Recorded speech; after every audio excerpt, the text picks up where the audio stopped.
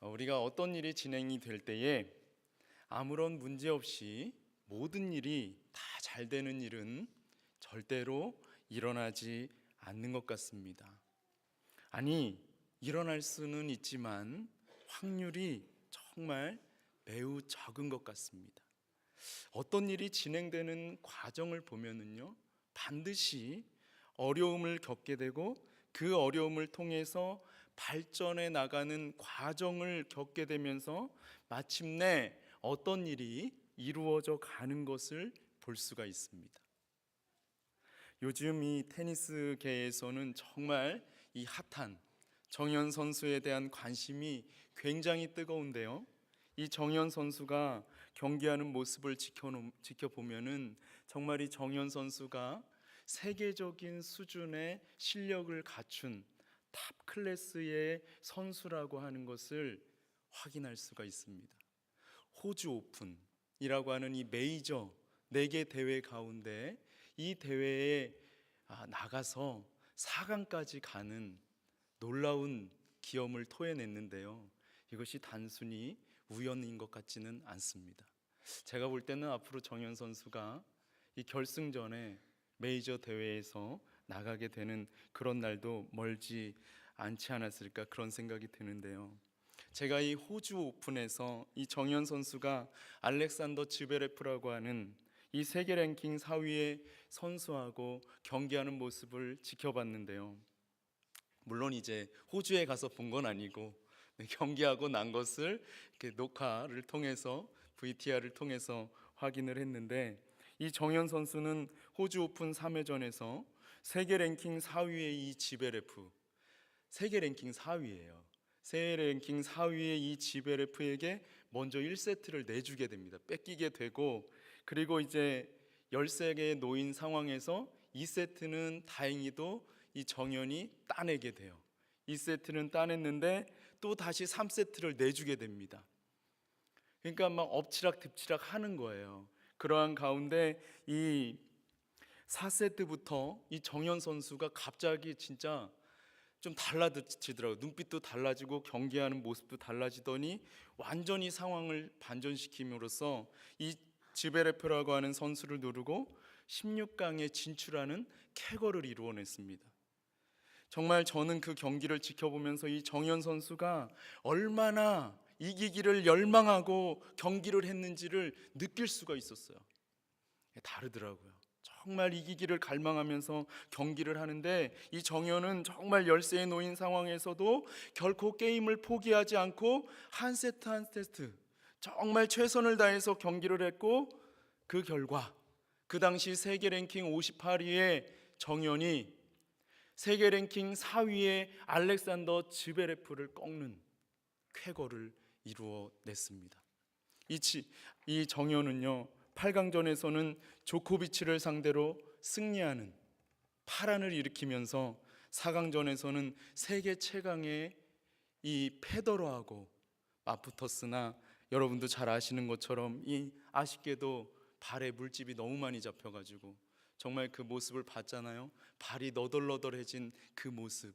그래서 고통 때문에 더 이상 경기를 진행할 수가 없어서 아쉽게 기권패를 하고 말았는데요. 정현은 미국 캘리포니아주 인디언 웰스에서 열리고 있는 이 파리바스 오픈에서 다시 한번 며칠 전에 8강전에서 페더러하고 맞붙었어요. 결과는 여러분이 잘 아시는 대로 0대2로 정현이 패했습니다. 하지만 경기의 내용을 지켜보면은 이 세계 최강의 페더러에게 정현이 이번에는 전혀 밀리지 않았다라고 하는 것을 알 수가 있었습니다. 정말 첫 세트를 치르는데 7대5라고 하는 접전 끝에 정현은 페더러에게 패했지만은 우습게 볼 수 있는 상대가 아니라고 하는 것을 입증했어요. 두 번째 세트에서 페더러가요 좀 달라지더라고요. 그 플레이하는 게 정현이 이제 그 전에 기권패했던 그 경험이 있어서 조금 우습게 봤는지, 그러다가 2세트에서는 완전히 진짜 정말 세계 최강의 실력을 보여주더라고요. 정말 완전 빈틈이 없이 정말 그렇게 경기를 하니까 정현이 1대6으로 패하고 말았습니다. 그래서 세트스코어 2대0으로 지기는 했지만요, 이 경기 후에 페더러는 인터뷰에서 정연과 정말 힘든 경기를 했다, 강인한 정연이 때로는 나를 곤란케 만들었다, 리턴도 멋졌다고 하면서 그가 쉽지 않은 경기를 했음을 인정을 했습니다. 비록 정연은 8강전에서 만난 이 페더러와의 경기에서는 패했지만 앞으로 페더러와의 경기를 계속 치를 거예요. 정연이 이제 만으로 22살에 불과한 나이거든요. 페더러는 37살입니다. 그러니까 굉장히 나이가 많은 선수인데 앞으로 이제 계속 페더러와 경기를 치르면서 계속 자기의 약점을 보완해 갈 것이고, 또 이번에 실전에서 이렇게 필드에서 페더러와 경기를 해본 것을 통해서 그의 약점을 보완해 나가는 훈련을 해 나갈 것입니다. 여러분, 제가 지금 이 정연 선수의 이야기를 하는 것은 어떤 일을 할 때 우리는 반드시 어려움을 겪게 된다는 것을 말씀드리고 싶어서 이야기를 하는 거예요. 그 누구도 한 번에 승리를 거머쥘 수는 없습니다. 어려움을 겪게 되면서 전보다 강해지는 시간을 반드시 거쳐가는 거예요. 똑같은 일을 하고 있는 것 같지만 어떤 목표가 있는 사람은 다릅니다. 매 순간순간 틀린 거예요. 여러분, 그렇다면은 하나님의 일을 할 때는 어떨까요? 정말 하나님의 일을 할 때는 아무런 어려움도 없이 모든 일이 술술 잘 풀릴까요? 아니면 하나님의 일을 할 때에도 때로는 어려움과 난관에 부딪히게 되고 그로 말미암아 낙심하고 좌절하게 되는 순간들을 거치게 될까요? 여러분은 어떻게 생각하십니까? 오늘 본문은 하나님의 일을 할 때 어떤 일을 겪게 되는지를 말씀해 주고 있는데요, 먼저 오늘 본문을 제대로 이해하기 위해서는 이 오늘 본문의 배경이 되는 이스라엘 백성이 처한 역사적인 상황을 이해할 필요가 있습니다. 여러분이 선지서를 볼 때는 항상 중요한 것이 어느 시점에 이 말씀들을 하는 것인가 라고 하는 것을 먼저 잡아야 그 선지서를 제대로 이해할 수 있어요. 그렇지 않으면 상징적인 언어들이 많이 등장하기 때문에 무슨 말씀을 하는지도 모르는 채로 그냥 읽고 쓱 넘어가게 됩니다. 여러분, 그래서 스가랴서 1장 1절을 보면은 이 스가랴서가 언제를 배경으로 쓰여진 성경인지를 알 수 있는데요, 한번 여러분이 가지고 있는 성경을 한 장 뒤로 넘겨서 이 스가랴서 1장 1절을 한번 보십시오. 네, 스가랴서 1장 1절을 한번 넘겨서 보세요. 이 스가랴서는 다리오 왕이 통치하던 시대에 쓰여진 성경이라는 것을 알 수가 있습니다. 그럼 다리오 왕은 어떤 왕이었을까요? 여러분이 잘 아시는 대로 이 다리오 왕은 이스라엘 백성이 무너진 예루살렘 성전을 재건할 수 있도록 허락해 준 그러한 왕이었습니다. 그런데 예루살렘 성전을 재건하는 공사는 사실 다리오 왕 이전에 통치했던 이 고레스 왕 원년부터 시작이 되었습니다. 바사 왕 고레스가 이제 바벨론의 포로로 붙잡혀온 이스라엘 백성에게 이제 예루살렘으로 돌아가서 성전을 건축할 수 있도록 허락을 해 주었기 때문에 무너진 예루살렘 성전을 재건하는 일을 시작할 수가 있었어요. 그런데 예루살렘 성전 공사를 반대하는 자들로 인해서 성전 재건 공사가 약 20년 동안 중단되는 일을 겪게 됩니다. 오늘 스가랴서는 그 성전 재건이 중단되는 시기에 하나님께서 스가랴라고 하는 선지자를 통해서 이스라엘 백성을 위로하여 주신 말씀이에요. 여러분, 성전 재건이 중단된 시기 동안 이 이스라엘 백성들은 어떤 생각을 했을까요? 하나님께서 성전 재건 공사를 다시 시작할 수 있도록 하실 것이라고 하는 믿음을 갖는다는 것이, 성전 재건 공사가 중단된 상황을 앞에 놓고 생각할 때 여러분, 쉬운 일이었을까요? 하나님께서 기뻐하시는 일을 하고 있는데도 불구하고 성전 재건 공사를 반대하는 이 대적들로 말미암아 성전 재건 공사가 중단되어 버린 그 광경을 지켜보는 것이 얼마나 힘들었을까요?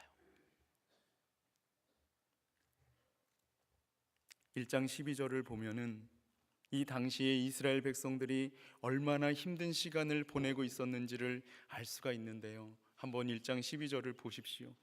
여호와의 천사가 대답하여 이르되 만군의 여호와여, 여호와께서 언제까지 예루살렘과 유다 성읍들을 불쌍히 여기지 아니하려 하나이까? 만군의 여호와여, 여호와께서 언제까지 예루살렘과 유다 성읍들을 불쌍히 여기지 아니하시려 하나이까? 예루살렘 성전 재건 공사가 중단된 상황 속에서 신음하며 탄식하는 이스라엘 백성의 목소리가 들리지 않으십니까? 이스라엘 백성들은 제가 그냥 상상하는 게 아니라 정말로 어렵고 힘든 시간을 보내고 있었어요. 하나님께서 택하신 우리에게 왜 이러한 일이 일어났는지 해석을 할 수 없었습니다. 사랑하는 여러분, 이스라엘 백성에게 정말 견디기 힘들고 어려운 시간이 있었던 것처럼 우리에게도 힘들고 어려운 시간은 언제나 늘 있습니다. 여러분은 지금 어떤 일로 견디기 힘든 어려운 시간을 보내고 계십니까? 만약 그렇지 않다면 아무런 어려움 없이 정말 그 모든 일들이 화장지가 술술 풀려 나가듯이 막 정말 진짜 잘 되고 있습니까? 막 얼굴에 표현을 한번 해보세요. 막 너무 잘 되고 있어서 막 기쁘고 좋아서 지금 춤을 출 것 같은. 정말 저는 여러분이 하는 그 모든 일들이 아무런 어려움 없이 정말 화장지가 그냥 술술 풀려 나가던 것처럼 막힘이 없이 잘 되기를 간절히 소망합니다. 하지만 안타깝게도 하나님을 정말 잘 믿고 있음에도 불구하고 우리에게 그런 일은 잘 일어나지 않는 것 같습니다. 하나님을 신뢰하며 살아가고 있는 우리에게는 늘 어떤 문제가 있는 것 같아요. 그렇다면 여러분에게는 지금 어떤 문제가 있습니까? 그 문제를 여러분은 지금 어떻게 해결해 나가고 계십니까?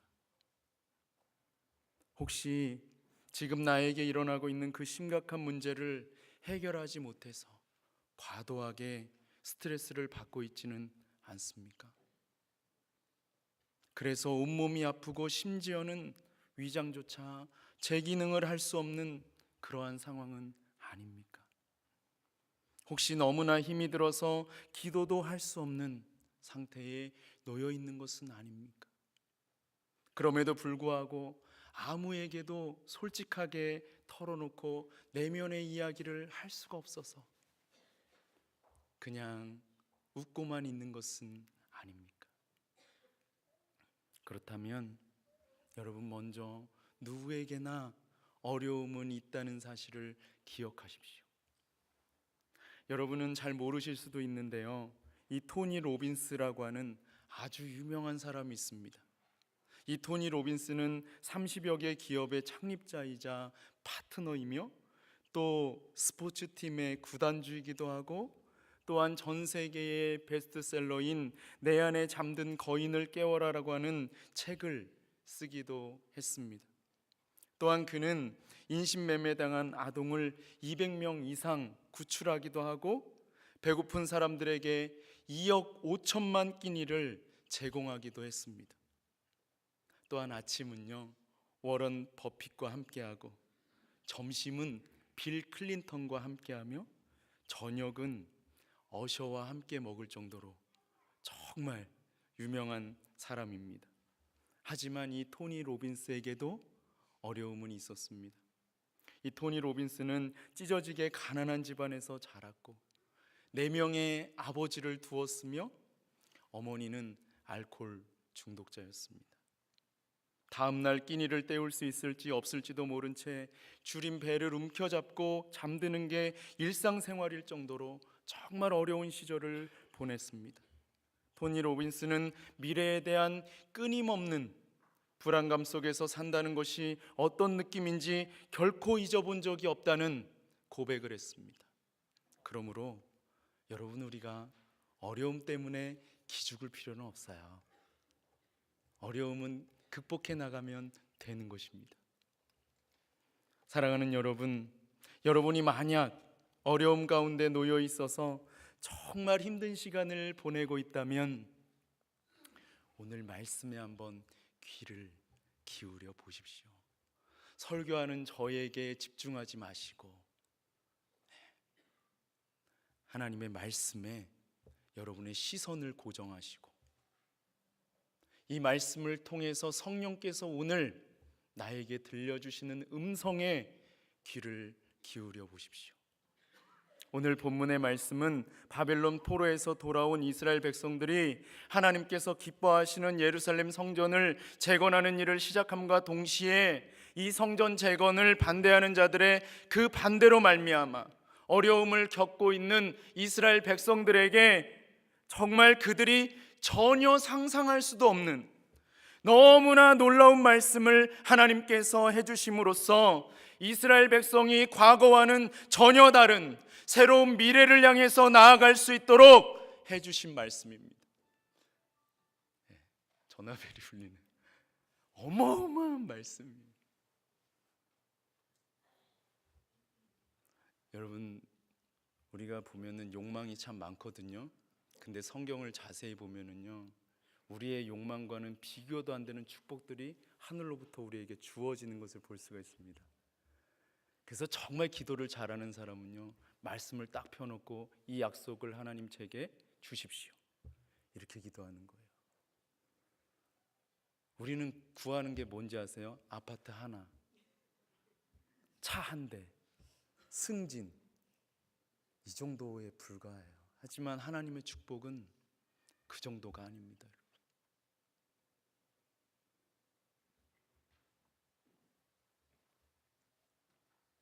오늘 본문의 말씀은 만군의 여호와이신 전능하신 하나님께서 이 스가랴를 통해서 예루살렘 성전을 재건하는 공사를 중단하게 된 이 이스라엘 백성을 위로해 주시고 새로운 용기를 북돋아주는 말씀이에요.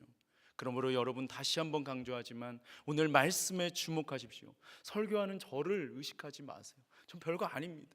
말씀에 주목해 보십시오. 오늘 저는 저와 사랑하는 여러분 모두가 이 말씀을 통해서 전능하신 하나님께서 우리에게 주시는 새로운 힘을 얻고 어려움을 이겨나가심으로 말미암아 어제와는 전혀 다른 새로운 미래를 향해서 달려나가시게 되기를 간절히 소망합니다.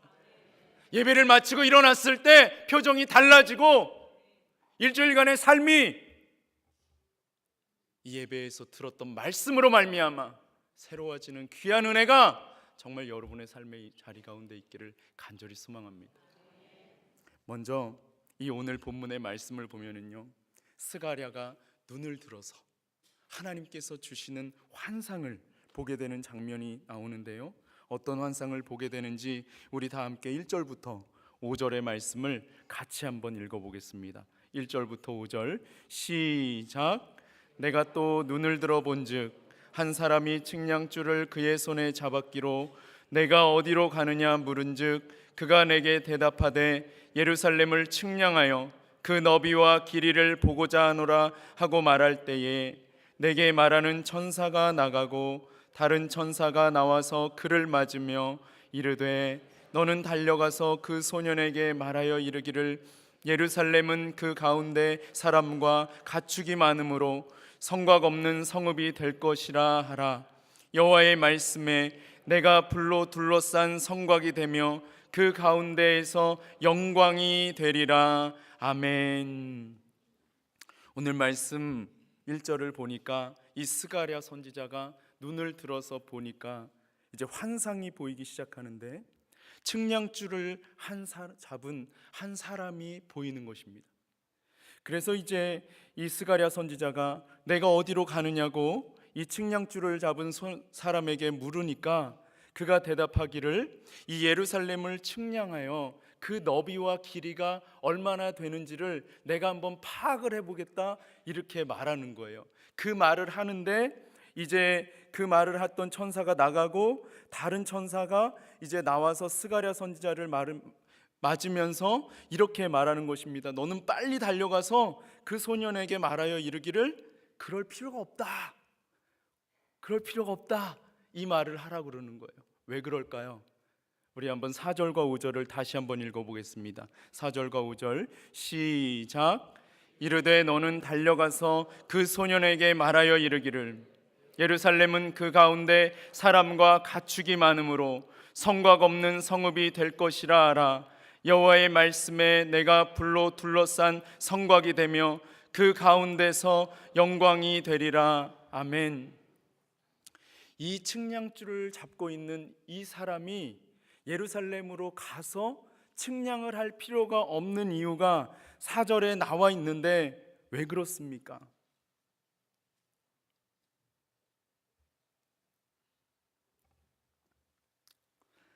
왜 그렇습니까, 여러분? 왜 측량할 필요가 없는 것입니까? 예루살렘 성이 너무나 커가지고 성곽 없는 성읍이기 때문에 잴 필요가 없는 거예요. 하나님께서 지금 예루살렘 가운데에 사람과 가축이 많게 해주시겠다고 하는 축복을 해주심으로 말미암아 그 예루살렘이 성곽 없는 성읍이 되므로 측량할 필요가 없다고 하는 것입니다.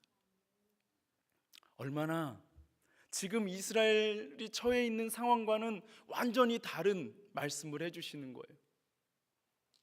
지금 이스라엘은 성전 재건 공사를 하다가 지금 공사가 중단이 돼가지고 낙심하고 절망하는 가운데 빠져 있는데 하나님께서는 그 예루살렘의 경제적인 번영을 약속하시면서 그 성읍이 성곽 없는 성읍이 될 것이다, 이렇게 말씀하신 무한한 축복. 아까 말씀드렸잖아요. 하나님이 우리에게 부어주신 축복은 우리가 구하는 거하고 차원이 틀리다고. 무한한 축복. 그리고 5절의 말씀을 보니까 여호와께서 또 한 가지를 말씀하시는데 내가 불로 둘러싼 성곽이 되며 그 가운데에 거함으로 영광이 되리라고 말씀하시는 거예요. 하나님께서 친히 성곽 없는 성읍 가운데 하나님께서 친히 불로 둘러싼 성곽이 되어주심으로 말미암아 이스라엘 백성을 지켜주시고 보호해 주시겠다고 약속해 주시는 것입니다. 여러분, 대적자들의 반대로 말미암아 예루살렘 성전 재건 공사가 중단된 이스라엘에게 이 말씀이 얼마나 큰 위로와 용기를 주었겠습니까? 한번 상상을 해보십시오. 여러분, 하나님께서 어려운 상황 가운데 놓여 있는 이 이스라엘에게 그들이 감당하기 어려울 정도로 정말 놀라운 말씀을 해주심으로 어려움 가운데 놓여 있는 이스라엘을 위로해 주시고 새로운 힘을 주신 것처럼 오늘 저는 사랑하는 여러분에게 하나님께서 친히 성령의 역사하심을 통해서 이 말씀을 해주심으로 말미암아 어려움 가운데 있는 저와 여러분이 하나님께서 주시는 새 힘을 얻게 되시기를 간절히 소망합니다. 사랑하는 상명아, 내가 너에게 앞으로 놀라운 축복을 해줄 거야. 내가 상상하지 못했던 일들이 너의 눈앞에 일어나게 될 거야. 과거를 보지 마. 나를 보렴. 내가 불로 둘러싼 성곽이 되어줄게. 아무것도 염려하지 마. 내가 너를 불로 둘러싼 성곽이 되어서 지켜줄 거니까. 자, 이제 일어나서 미래를 향해서 달려가지 않을래? 라고 말씀하시는 주님의 음성을 저의 이 육성을 통해서 듣는 것이 아니라 주님으로부터 직접 들으시기를 간절히 소망합니다. 여러분, 이스라엘이 감당하기 어려운 이 놀라운 축복의 말씀을 해주신 하나님께서 이번에는 이스라엘을 공격해서 포로로 삼았던 이 대적자들을 심판하시겠다고 하는 말씀을 하시는 것을 볼 수가 있는데요, 하나님께서는 6절부터 9절에서 그 당시 세계의 정치, 경제, 문화를 주름잡고 있었으며 또 군사적으로는 막강한 힘을 가지고 있었던 이 바벨론 가운데 거주하고 있었던 이 이스라엘 사람들에게 바벨론에서 떠나라고 말씀하시는 것을 볼 수가 있습니다. 왜 하나님께서는 이스라엘 사람들에게 그 당시 세계 경제, 문화, 정치 그리고 군사적으로 정말 막강한 힘을 가지고 있었던 바벨론을 떠나라고 하시는 것일까요? 오히려 거기 눌러붙어 앉아야 되는 거 아닙니까? 여러분, 우리 다 함께 한번 6절부터 9절을 같이 한번 읽어보겠습니다. 6절부터 9절 시작. 오라, 너희는 북방 땅에서 도피할지어다. 여호와의 말씀이니라. 이는 내가 너희를 하늘 사방의 바람같이 흩어지게 하였음이니라. 여호와의 말씀이니라. 바벨론 성에 거주하는 시온아, 이제 너는 피할지니라. 만군의 여호와께서 이같이 말씀하시되 영광을 위하여 나를 너희를 노략한 여러 나라로 보내셨나니 너희를 범하는 자는 그의 눈동자를 범하는 것이라. 내가 손을 그들 위에 움직인즉 그들이 자기를 섬기던 자들에게 노략거리가 되리라 하셨나니 너희가 만군의 여호와께서 나를 보내신 줄 알리라. 아멘. 하나님께서 지금 이스라엘 백성들에게 바벨론에서 떠나라고 하시는 이유는 하나님께서 이스라엘을 무참하게 공격한 이 바벨론을 심판하실 것이기 때문입니다. 8절에서 하나님께서는 이스라엘을 범하는 자는 그의 눈동자를 범하는 것이라고 말씀하시는 것을 볼 수가 있습니다. 이것은 신명기 11장 12절에 나와 있는 말씀과 관련이 있는 말씀이에요. 하나님께서는 신명기 11장 12절에서 하나님께서 장차 이스라엘 백성들이 들어가서 차지하게 될 그 땅은 내 하나님 여호와의 눈이 항상 그 위에 머물러 있는 땅이라고 말씀해 주셨습니다. 그러므로 이스라엘을 공격하는 것은 여호와 하나님의 눈동자를 공격하는 것입니다. 그러니 어찌 하나님께서 그것을 가만히 보고 있으실 수 있겠습니까?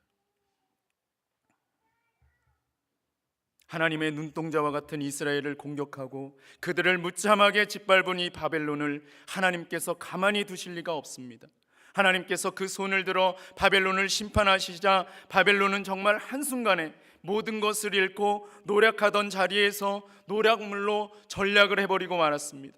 하나님께서 이 말씀을 통해서 바벨론의 식민지가 된 이 이스라엘을 위로해 주시는 것을 볼 수가 있습니다. 여러분, 이 예언의 말씀은 이미 성취된 말씀이에요.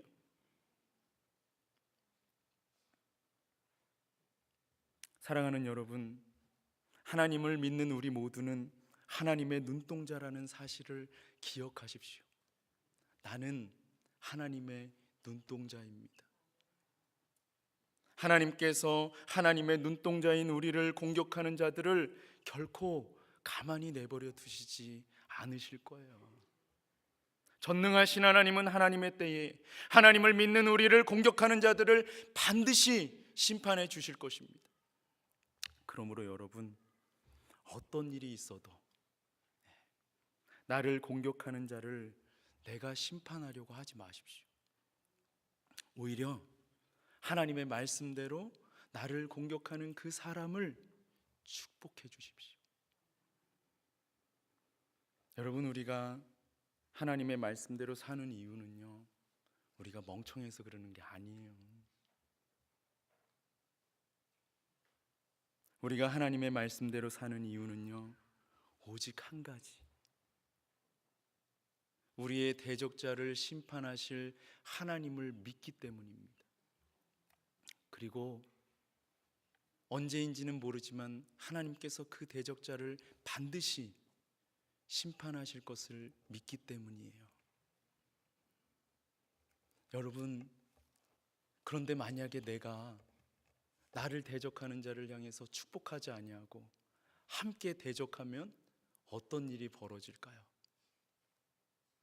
그래도 하나님은 나를 심판하지 않으실까요? 여러분, 이스라엘 백성은 하나님께서 택하신 민족이었습니다. 하지만 하나님을 떠나 악을 행함으로 말미암아 이스라엘 백성은 바벨론의 포로로 끌려갔다는 사실을 기억하십시오. 하나님은 하나님을 믿는 나를 억울하게 공격하는 자를 반드시 심판하실 것입니다. 사랑하는 여러분, 오늘 이 본문의 말씀을 나를 보호하는 불성곽으로 삼으시고 나를 어렵게 만드는 그 사람을 축복하는 은혜를 하나님 앞에 구하며 나아가십시오. 여러분, 나를 핍박하는 사람을 축복한다는 것은요, 나의 본성이 절대로 허락하지 않아요. 겉으로는 사랑합니다라고 말할 수 있지만 내 마음은 저걸, 좀 좋게 제가 표현해서 저걸이죠. 나쁘게 표현하면 저 XX지 않습니까? 어떻게 잡아 XX 하지 막 이런 생각이 막 들잖아요. 교회를 다닌다고 다를 것 같으세요? 아니에요. 똑같습니다. 하나님의 말씀으로 살아갈 수 있는 은혜를 하나님께서 하늘로부터 우리에게 부어주시지 않으면 똑같아요. 아무런 변화가 없습니다. 여러분, 그러므로 하나님의 말씀대로 살아갈 수 있는 은혜를 하늘로부터 구하십시오.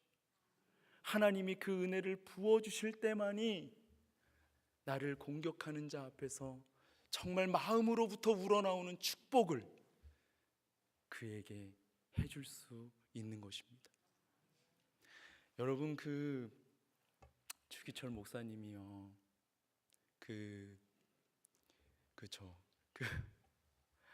신사참배를 거부한다는 그 이유 때문에 이제 감옥에 가게 되셨잖아요. 거기서 정말 말로 다 할 수 없는 모진 고초를 당하시지 않았습니까? 정말 그 몸이, 몰골이 정말 말이 아니었어요. 근데 이제 제가 그분의 그 간증을 이렇게 들어보니까 매일 아침마다 그 일본군하고 테이블에 앉아서 대화하는 시간을 갖는데 주기철 목사님은 만면에 환한 웃음을 띠면서 그 자기를 그렇게 만들어 놓은 일본군을 축복해 주더라는 것입니다.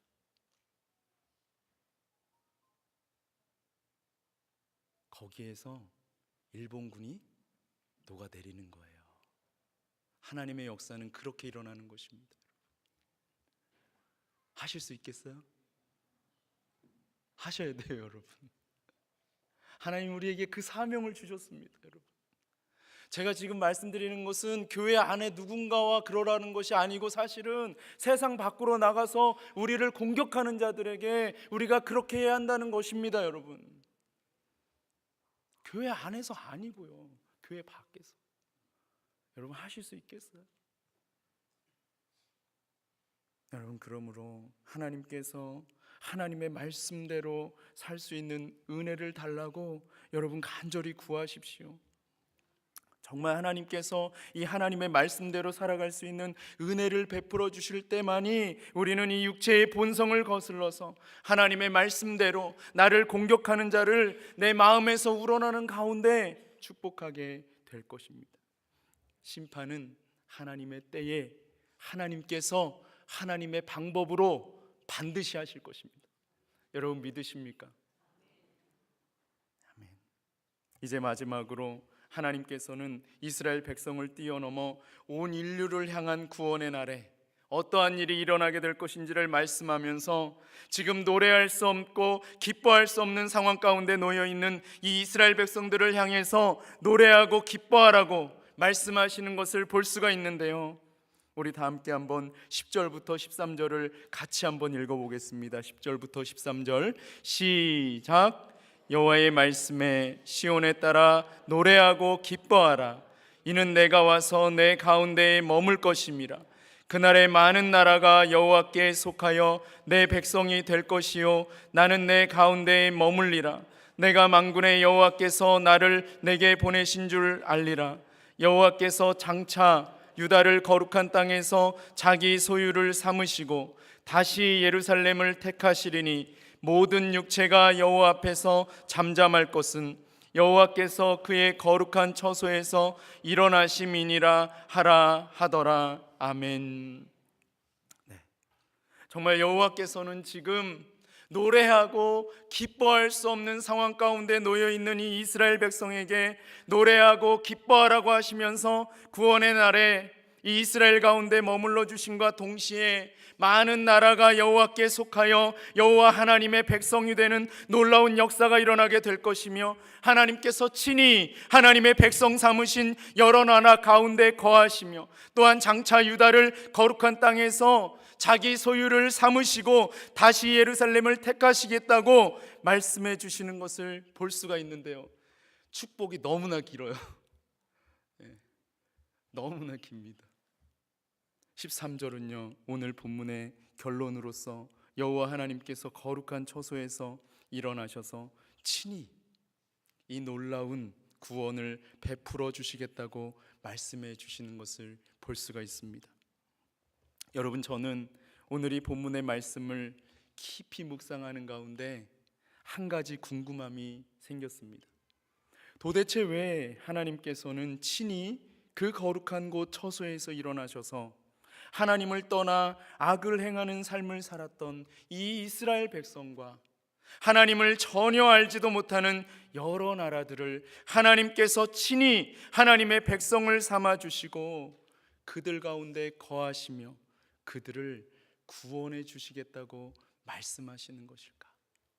왜 하나님께서는 하나님을 떠나 악을 행하는 삶을 살았던 이스라엘 백성을 향해서 4절에 나와 있는 것처럼 축복하셔서 성곽 없는 성읍이 되게 해주시겠다고 말씀을 해주시는 것이며, 또 5절에 나와 있는 것처럼 하나님께서 친히 불로 둘러싼 성곽이 되어 주시겠다고 말씀을 해주는 것일까요?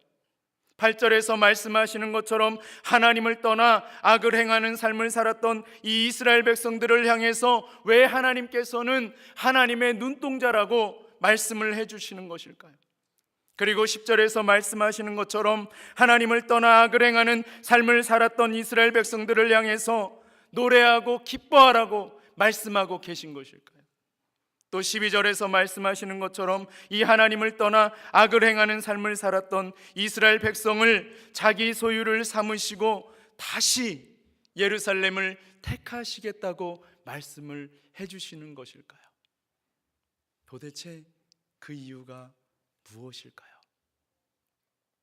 여러분, 오늘 본문의 말씀 1절부터 13절의 말씀을 찬찬히 읽어보시면 눈 씻고 찾아봐도 하나님께서 왜 하나님을 떠나 악을 행하는 이스라엘 백성을 축복해 주시는지 그 이유가 나와 있지 않습니다. 그래서 저는 궁금했던 거예요. 여러분, 제가 오늘 그냥 함부로 이스라엘 백성을 향해서 하나님을 떠나 악을 행했다고 말씀을 드리는 것 같지만 1장을 펴서 읽어보시면 이것은 하나님께서 그들을 향한 평가였고 판단이었습니다.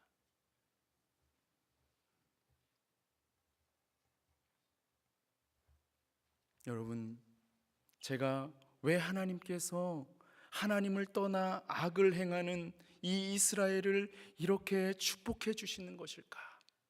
그것을 곰곰이 묵상하는 가운데 1장 16절 말씀에서 그 해답을 발견할 수가 있었는데요, 하나님께서 하나님을 떠나 악을 행하는 삶을 살았던 이스라엘에게 정말 그들이 감당할 수 없는 놀라운 축복을 해주시고 하나님을 알지도 못하는 이방 나라들을 하나님께서 친히 하나님의 백성 삼아주시고 그들 가운데 거하시는 이유는 오직 하나, 하나님께서 사랑을 받을 만한 자격이 없는 이 이스라엘을 아무런 조건 없이 사랑해 주시고 있기 때문이라는 것입니다.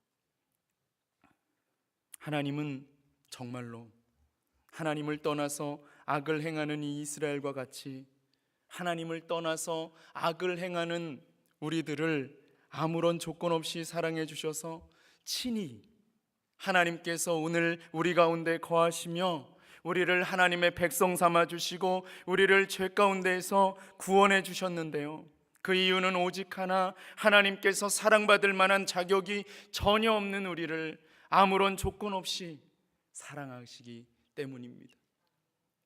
여러분, 우리가 이 자리에 나와서 예배를 드리기 때문에 하나님이 우리를 사랑하시는 게 아니에요.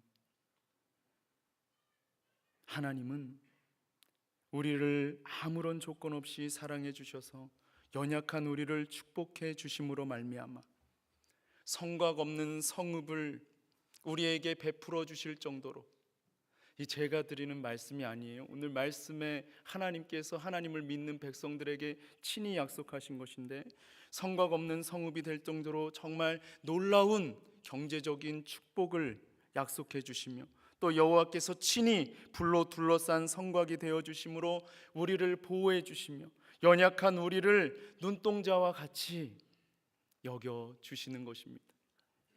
여러분, 그렇게 우리를 아무런 조건 없이 사랑하시는 하나님께서 우리에게 원하시는 것이 딱 한 가지가 있다고 1장 3절에서 말씀을 하고 있는데요, 그것은 바로 범죄한 우리가 하나님께로 돌아가는 것입니다.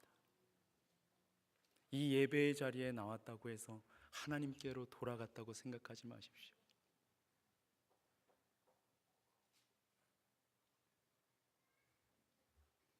사랑하는 여러분, 죄 많은 우리를 아무런 조건 없이 사랑해 주신 이렇게 좋으신 하나님께로 돌아가지 않으시겠습니까?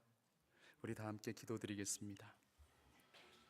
살아계신 하나님 아버지, 오늘 우리의 삶의 자리 가운데 여러 가지 어려운 문제들로 인해서 아버지 하나님 힘들어하고 아버지 하나님 낙심하고 절망하며, 정말 아버지 하나님 내 눈에서 하나님이 보이지 않아서 신음하고 있는 우리 각 사람에게 오늘 이 귀한 말씀을 통해서 우리를 위로하여 주시며, 아버지 하나님께서 성곽 없는 성읍을 베풀어 주시고, 또한 아버지 하나님께서 친히 불로 둘러싼 성곽이 되어 주심으로 말미암아 우리를 지켜주시고 인도해 주시겠다고 약속해 주시는 이 말씀을 붙잡고 아버지 하나님, 우리 모두가 일어나서 새로운 미래를 향하여 달려나아갈 수 있도록 은혜를 베풀어 주시옵소서. 긍휼히 여겨주시기를 간절히 소망하오며 예수님의 이름으로 감사하며 간절히 기도드립니다. 아멘.